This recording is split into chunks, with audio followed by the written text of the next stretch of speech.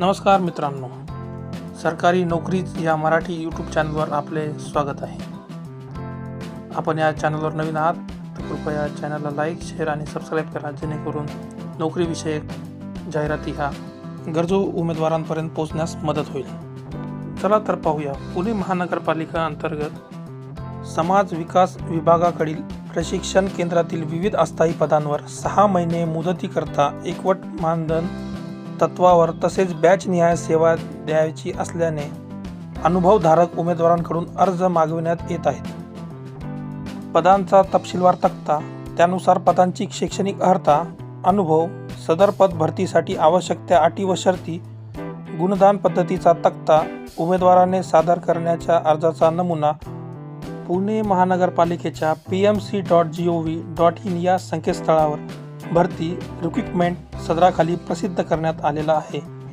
नमूद केलेली शैक्षणिक पात्रता धारण केलेल्या व अनुभवधारक उमेदवारांनी दिनांक 24/12/24 ते 2/1/25 रोजी सकाळी 10 ते दुपारी 2 या वेळेत व्यवसाय प्रशिक्षण केंद्र, शिवाजीनगर, गावठाण, पुणे येथे विहित नमुन्यातील अर्ज आवश्यक कागदपत्रांच्या साक्षांकित प्रतीसह सादर करण्यात यावेत. पदांचे नाव, एकूण पदसंख्या तसेच बॅचनिहाय मानधन रक्कम रुपये प्रतिमा हे आपण पाहू शकता. 1 ते 16 कॉलममध्ये दिलेले आहेत.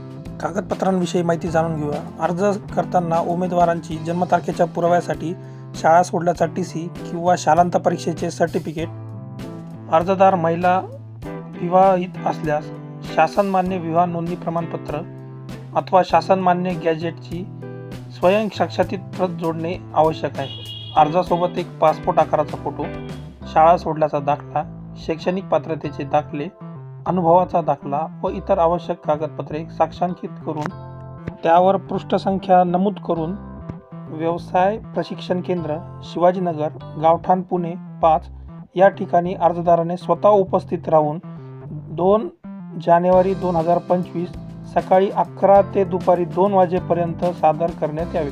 टपालाने अर्ज स्वीकृत केले जाणार नाहीत. उपरोक्त कागदपत्रांच्या मूळ प्रती निवड झालेल्या उमेदवारांनी रुजू होताना दाखवणे आवश्यक आहे.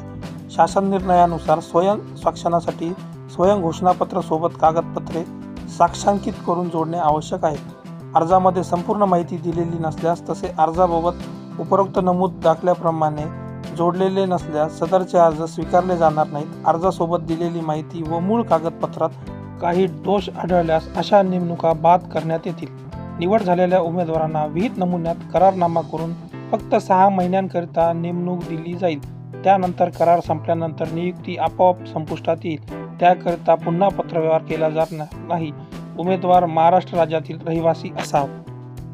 निवड झालेल्या उमेदवारास स्वखर्चाने करार करून घ्यावे लागेल. बाकी नियम व अटी ह्या कंत्राटी कर्मचाऱ्यांसारख्याच आहेत. ज्या कोणी उमेदवारांना आपल्या अनुभवामध्ये भर घालायची आहे त्यांनी नक्की हा फॉर्म भरून एक आणखीन अनुभव प्रमाणपत्र त्यांना मिळेल. संपूर्ण जाहिरात व अर्ज हा खाली डिस्क्रिप्शन बॉक्समध्ये दिलेला आहे. तो आपण आपल्या मित्रपरिवारापर्यंत नक्की पोहोचवावा. धन्यवाद.